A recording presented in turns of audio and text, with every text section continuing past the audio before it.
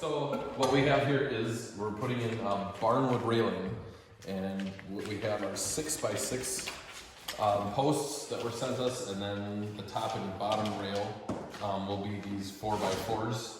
They are pre-finished so that they look beautiful, and I don't get too many slivers running my hand on there. We're gonna have one post in the middle here, and we have a corner post there, and then we went for a half post here to make it look like it's part of the wall, and is a good way to end the railing over here. So the fun part with this railing system is that it's actual barnwood material. So that means there's not really any surface of the material we're working with that's uniform, square, anything like that.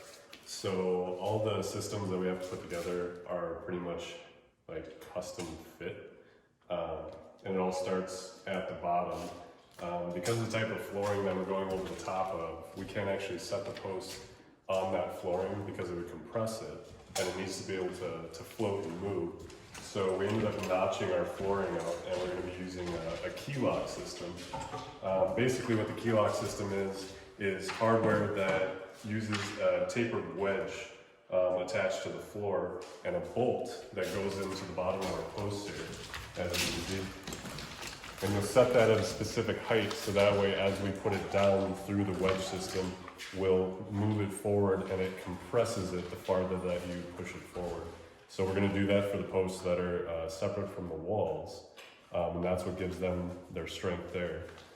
For the top and bottom rails, these 4x4s here, there's actually mini locks that get mortised into each one of the posts, and it's the same idea. Once these get set, there's going to be a little bolt that goes into the ends of these, the top and bottom rail.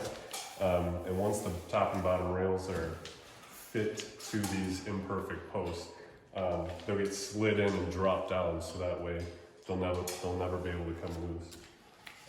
So now we're basically ready. Everything's been cut, fit, tested, and we have to assemble everything as a unit and then lock it in and then slide it back and put it in all in one shot, basically. So that's the tricky part.